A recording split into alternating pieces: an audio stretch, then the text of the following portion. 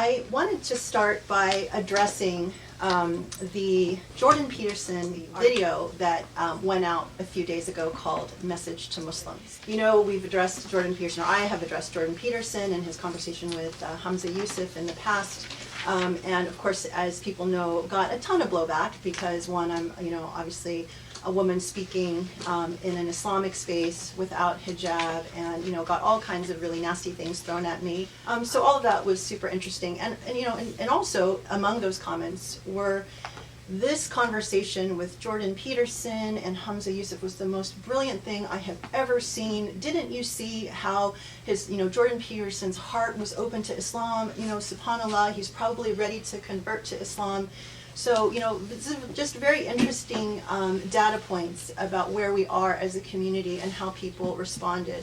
And I understand people really, I think, became enamored with Jordan Peterson because he spoke about traditional values. Some of his positions on LGBTQ and feminism seemed to align with a lot of the sort of mainstream ideas that Muslim men in particular had. And he developed a huge following. And so then he started to invite Muslims to speak to him about Islam on his podcast. And so, I think that then created a lot of buzz. A lot of Muslims became very excited. A lot of people followed him. So, it became a big deal. So what's very interesting is when he released this video called Message to Muslims, I think in the last few days or in the last week, a lot of these Muslims thought that this was going to be an announcement that he was going to convert to Islam, and they were so excited to see it. Well, to their shock and surprise, once they actually watched it, they discovered that it was extremely condescending, extremely rude, very simplistic. It was pretty much like a parent scolding a child, saying, "You Muslims need to learn how to stop fighting with one another and basically, live up to your principles. And now we have this thing called the Abraham Accords, which is a way that all people of the book can come together peacefully. And you need to stop fighting with your, you Sunnis and you Shi'is need to stop fighting with each other. You should have a pen pal. If you're a Sunni, you should have a Shi'i pen pal. And if you're a Shi'i, you should have a Sunni pen pal. And by the way, you should actually stop hating us Christians, and you should stop hating Jews." And it was extremely patronizing and, quite frankly, disgusting and racist. I mean, there's just a lot that you could say about this very short. It was less than 7 minutes, and but the sad thing was then to go and see what was the Muslim reaction. So I was expecting that there would be some videos posted of Muslims outraged, really upset about how he was speaking, that would actually show some teeth. And unfortunately, the videos that I found, and I was even looking up until an hour or two before the halakha tonight, the responses were really weak. They were very, what you would sort of expect. People, were like, "Well, he was trying to give us advice, and in Islam it's a very good thing to give advice, and he was probably trying, and he had good intentions. He was trying to tell us, that we should try to get along with each other, and he had some good points, but it was a little bit offensive, a little bit arrogant, and he probably just doesn't really know enough about Islam. He just really doesn't understand. We respect him, we like him." It was really for someone who when I watch what he said, it made my blood boil, because I felt like, how dare you? This is so insulting. And it actually, revealed who Jordan Peterson is, which, and I'm going to show you a couple of videos today, but, a couple of things. So one, when he mentions the Abraham Accords, if you know what the Abraham Accords are, and you understand the broader geopolitical, picture of what's happening with the Saudis, the UAE, Egypt, Bahrain, Morocco, all this stuff happening with Israel and Palestine, and if you understand that whole backdrop, as soon as you hear Abrahamic Accords, you know, okay, this guy's on the payroll, he's been bought. And he is, pushing something that is extremely damaging and harmful for Muslims. So, but if you don't know what that is, then you don't know. You might think, oh, well, okay, it sounds like a nice sort of way for people of the book to get along, and maybe, he really just wants peace and all of that. So that's number one. Then number two, when he starts lecturing about, how the enemy is actually within, and that you have, it's like Luciferian, and he uses all this language that makes you sound like, oh, wow, he's a real, academic, and he's saying something really important. You can watch the video yourself if you can tolerate it, because it is actually quite horrible. But I think that what struck me the most is just the response was very apologetic. It reminded me of what happens when an abused victim is trying to speak to an abuser. You have zero confidence, you have zero ability to call it as it is, and if you're not educated about what's happening at a broader level, you don't have things that you can say back. And this, to me, is such an indication of where we are as Muslims. I mean, if we need to fight back, number one, we have to understand the broader facts of what's going on. We cannot present ourselves as weak, uneducated, stupid. It's like when you're saying things that reveal how little you know about the world that you live in, and when you continue to make excuses for your abuser, your colonizer, the people who actually would love nothing more than to see the Islamophobic agendas succeed. If you don't know any of that stuff, then you will be completely ineffective in returning the gaze and speaking back, speaking with confidence, and speaking in a way that actually is dignified. And so much of what we're trying to do here, at Usuli, when we're like talking about these issues, continually at the khutbahs, continually at the halakas, bringing it back to the Quran and what the Quran is telling us, how we need to be, in the world that we live in the context and the challenges that we confront. We need to be strong. We need to fight back. We need to stand our ground. We need to be confident. And I think a lot of what's missing, unfortunately, with Muslims is that confidence in our faith and knowledge and grounding in what's happening in the world. So what I wanted to share, I wanted to share two videos. These are my guest speakers for today. One is actually Jordan Peterson. I don't want to show that particular video, The Message to Muslims. People have probably already seen it. If you haven't seen it, you should see it, because you should see what he is saying. But this is the result of just a little bit of research. If you actually took the time to see who is Jordan Peterson, what does he say? He is very open about his agenda. And the idea, once you watch this video that I show you, the idea that he could possibly even consider converting is like ridiculous. But it wouldn't take very much to do a little bit of digging, a little bit of research, so you don't then create a video, put yourself out there, and make yourself, a really poor representative of Muslims, because you lack the sophistication, you lack the confidence, and you lack the power to call truth and, call a racist, and speak for, we should be on the front line of social justice. We have to be more effective as speakers, and we have to do, the harder work. We have to do better due diligence, better research, and be better prepared. So let me first show you Jordan Peterson speaking on behalf of himself. And just so you know, he, as background, when he released this video, it was understood that he just joined an organization called Daily Wire. And so he's talking about now why he joined the Daily Wire. He mentions a man named Ben Shapiro, which, if you're doing research, you should know Ben Shapiro was a Breitbart journalist. Breitbart is the organization that that fueled Trump's rise with Steve, what's his last name? Steve Bannon. Steve Bannon, thank you. The really right-wing, racist, disgusting person. That's Breitbart, okay? So now he and Ben Shapiro have started on this venture. So let me show you what he says. I recently joined forces with the Daily Wire in a new venture they call Daily Wire Plus.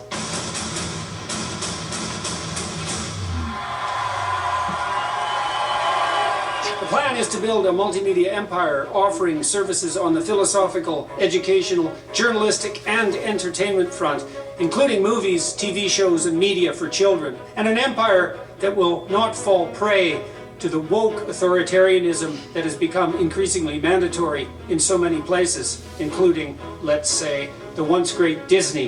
Why did I decide to do this? And what does Daily Wire Plus offer? First, I like working with Ben Shapiro and his crew. Shapiro and I have some great plans to undertake things together that we could not do easily apart. We're going to run a seminar on Exodus, for example, in late July, bringing together the smartest and most articulate people we both know to run through that book in an attempt to enlighten ourselves and others, and to prepare me to do another biblical series in the same vein as the Genesis productions of 2017. Then we're going to Israel to do something similar there with the holy sites of Judaism, Christianity, and Islam. In April and May of next year, we're planning to tour Eastern Europe to talk with political and cultural leaders there, particularly about the legacy of communism and their well-grounded fears of the resurgence of such ideas in the West. And that's not all. Second, I like the unabashedly shameless capitalist ethos of the Daily Wire crew. They made me a great deal financially, one that offers me essentially unlimited creative freedom and opportunity, and still means that I can use YouTube, as I have been, to offer free content to a worldwide audience. I've always deemed myself an evil capitalist. I run my own businesses on a for-profit basis, with few exceptions, learning through hard experience that the discipline imposed by the necessity of pleasing an audience on an ongoing basis is a plus, not a minus. Third, I have been working in isolation for a long time, essentially since departing from the university. I've had a very good team of people around me, but we can only do so much while concentrating on producing high-quality educational and journalistic content. And having a professional crew of several hundred people available to handle logistics, filming, production, travel, editing, distribution, marketing, and merchandising is a non-trivial advantage. Fourth, it was prudent to protect myself and the intellectual property I have produced and will continue to produce. I was just banned from Twitter, synchronistically, so to speak, the same day I partnered with the Daily Wire. YouTube and I are getting along, for now, although their lack of transparency on the algorithm front is worrisome.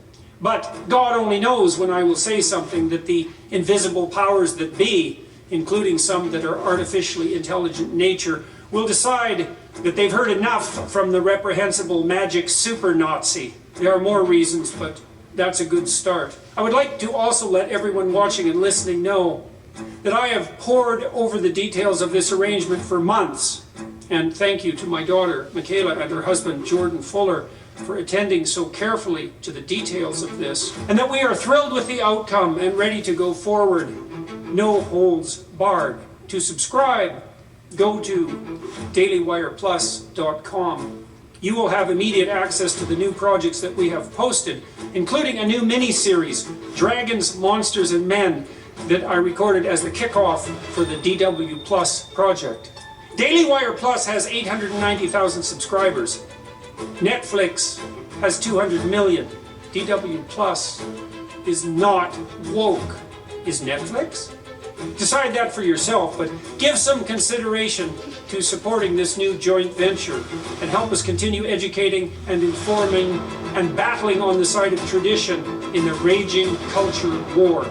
Go, if you would, to dailywireplus.com to subscribe.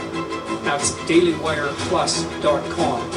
And if you haven't yet done so, and you feel like doing it, hit the subscribe button on my YouTube channel. Thanks very much, all of you. Okay, so obviously he does not mince words when it comes to what his agenda is. And this has obviously been months in the making, as he so readily states.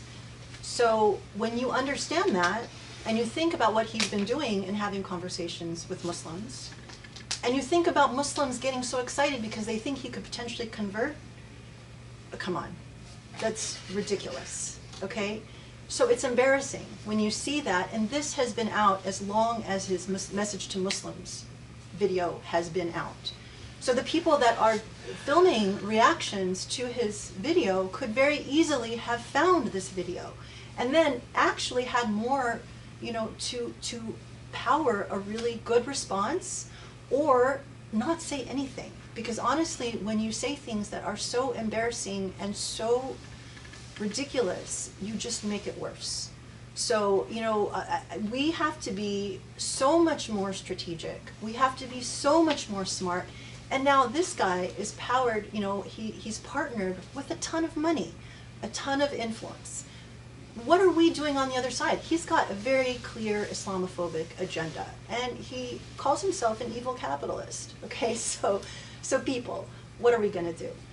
So what I wanted to do then, in contrast, is introduce my next guest speaker. And so some of you have already received this link from me, but I often hear talk about, the amazing C.J. Werleman, who is a journalist. He's not Muslim, but he has dedicated his time and energy to standing up for Muslim causes, because he, in his own studies, his own research, and his own experiences, has arrived at the conclusion that what is happening to Muslims is one of the greatest dangers that confronts our world, and that he has dedicated, his journalistic talent to highlighting what's happening everywhere. So from the Uyghurs to India to whatever. And so thank God he actually posted a brilliant response, the best response that I've seen.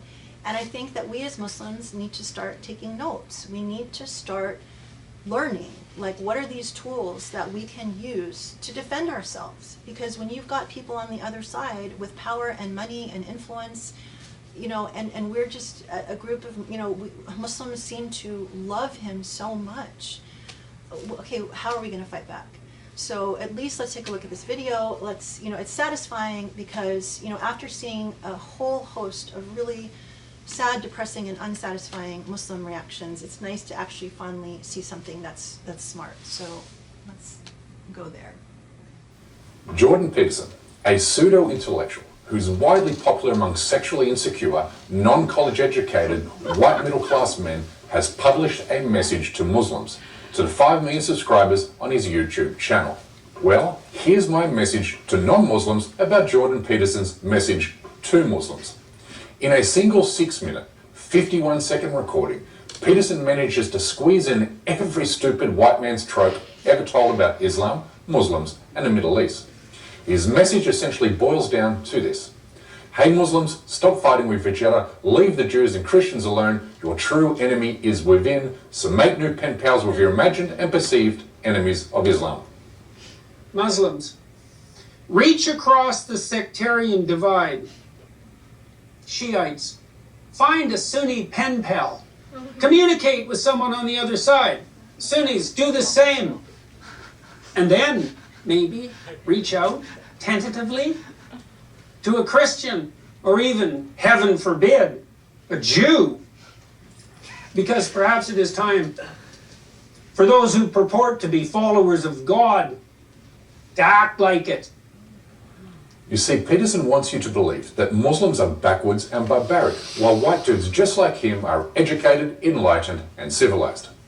It's the great lie told by all colonial powers to justify the pacification and subjugation of those who stand in the way of our capitalist exploits and imperial projects.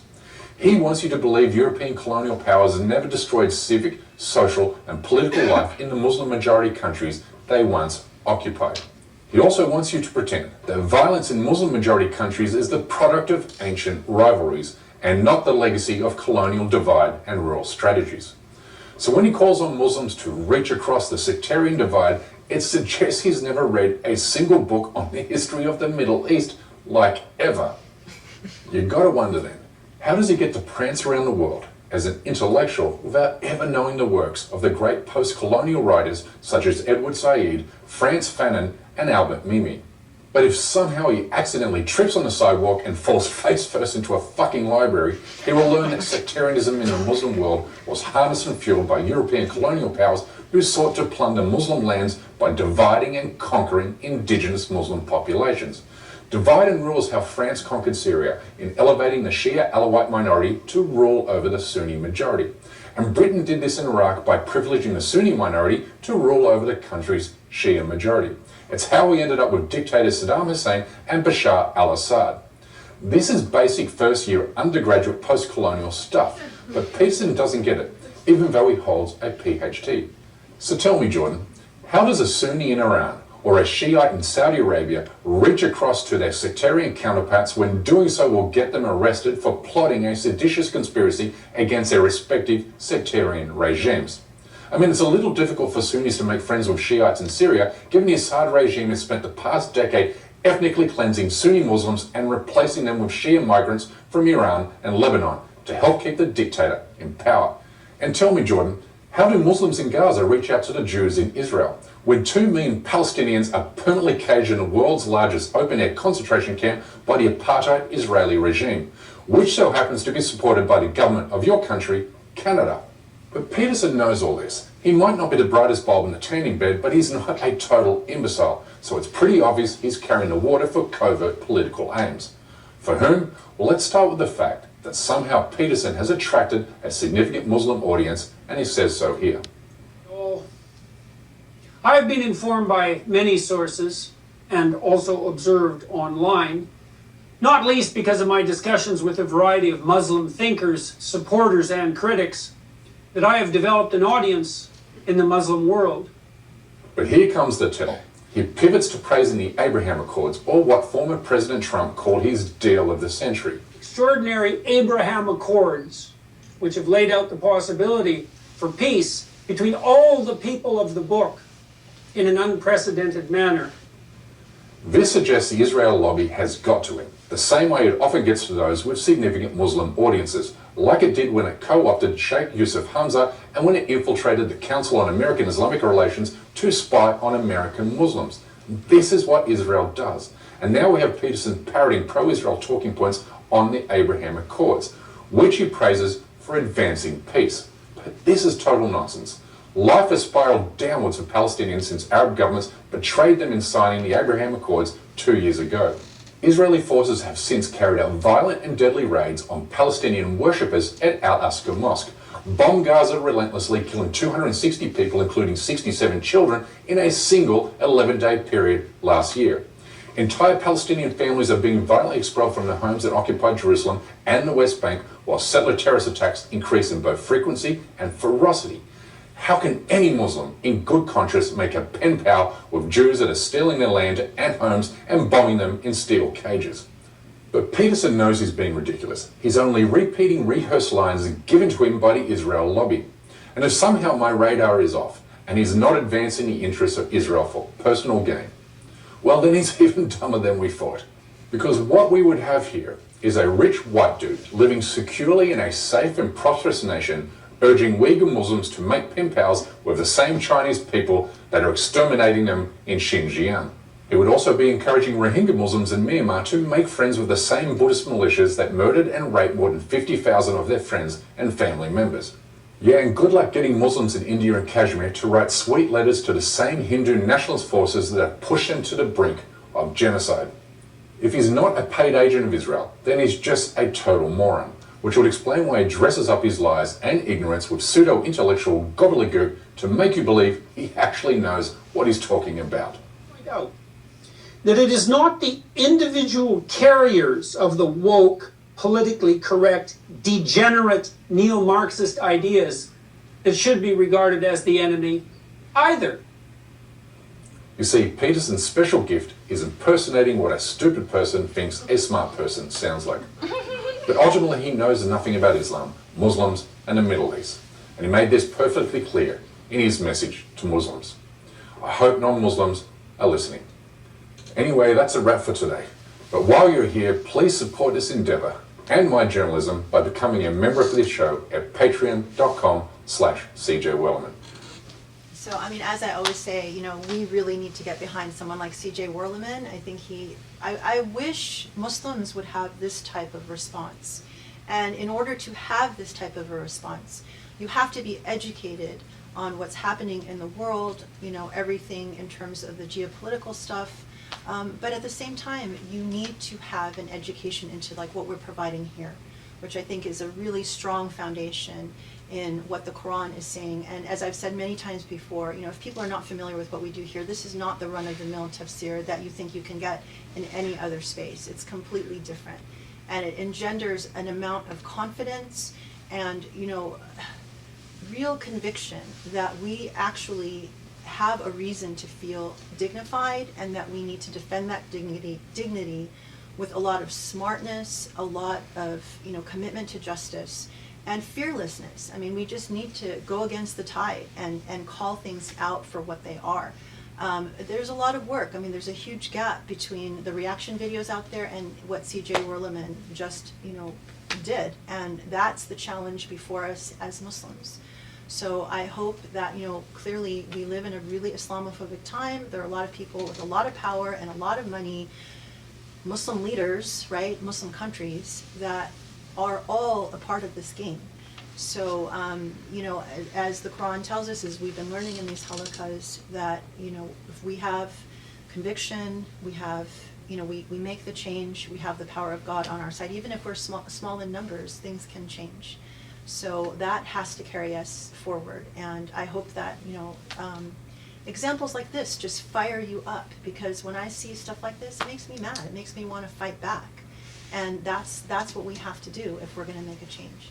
So for that, I'm so excited to continue our incredible learning here. It's such a gift. Thank you, Sheikh, so much. I mean, part of this, the confidence that comes from everything we've been learning here is that you can look at these videos and you cannot just feel completely helpless and defeated. You actually can feel like, one person can make a difference, and I'm going to do everything I can in my power to do that.